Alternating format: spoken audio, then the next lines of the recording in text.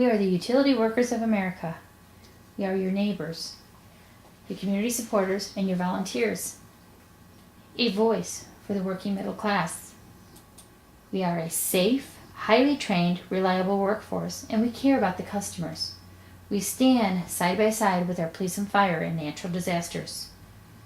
We are parents, grandparents, brothers, sisters, and maybe even your friend. We support the community businesses and schools and the churches around us. We volunteer in activities for the community and the world. We keep the power on when the worst weather hits. We are your coaches, your mentors, and support of families. That is why I'm here to talk to you about collective bargaining. These are all a piece of what America has been built on. Collective bargaining has raised the standards of millions of Americans and helped set forth the wages, training, and safety for those that aren't even union. It helped put together many aspects of what this country is today because of unions. Let me tell you a few facts about the Utility Workers of America. Safety is first to all members, not just for ourselves, but for the customer. We always put the situation first. We are the first responders for electric, gas, and water emergencies. We help make you safe. We care about where you're going to be. We stand up for all working families. We help workers improve their lives. Unions bring together people in the communities and stand up for issues that matter to all working people, not just ourselves. Next, I'd like to introduce you to our president, Mike Langford. He is an essential piece of where this country is going and what changes have been made. He is helping us set forth standards that will help even those that aren't union.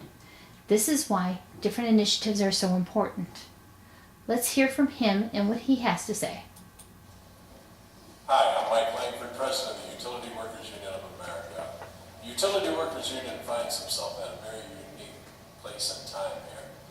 First off, the Utility Workers has been around since the early 1930s. And now, for the first time, the Utility Workers Union, myself, is on the Executive Council of the AFL-CIO. We've elevated ourselves to be able to make policy decisions that impacts working families throughout the country. The Utility Workers is very excited about one of their most opportune times to be able to shape the future of its industry and to make policy around good jobs in America. And this is going to be done at our legislative conference coming up on April 25th through 28th, which we have a high-powered lineup to really educate our membership, educate the communities, educate America on who the Utility Workers Union is and what good jobs it will provide to bring back America and to get it back on track. Next, I'd like to introduce you to Steve Van Sloten. Steve is Executive Vice President of the Utility Workers of America. I'm also proud to say that he's a Michigan State Council ex-president. He has been part of Michigan's initiative for a while. He would like to talk to you about the history. Hi, I'm Steve Van Sloten, Executive Vice President of Utility Workers Union of America.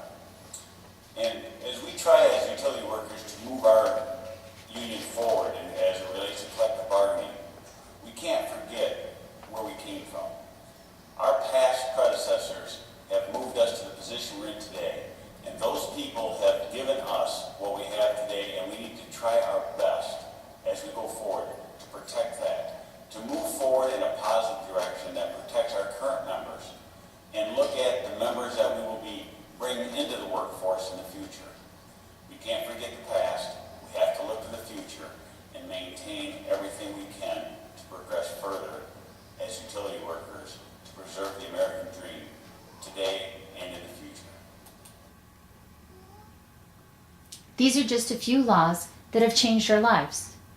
Like Steve said, we can't forget the past. Let's look at our very first one. These people rallied in 1886 for an 8-hour day. That's all they were asking for was an 8-hour day. And it was a turbulent day but it was something that started to fight for union activism. The next was in Massachusetts. June 12th, 1912 adopted the first minimum wage law for all working people, including women and minorities. The next one is one of my favorite. President Kennedy legalizes public employees to be organized and join unions and have collective bargaining with the government. That was 50 years ago.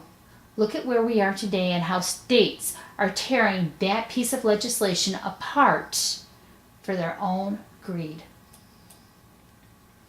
Fair Labor Standards Act. That was less than 100 years ago, and it asks for a 40-hour working week and time and a half for over 40 hours, and establishing penalties for child labor laws. These are things that we forget about. This is where a union has made a difference in the legislation and how our standard of living has changed. I thank the unions for everything that they have put forth, and we have a long ways to go. Next, I'd like to have Stuart Acuff talk to you about where we're going next.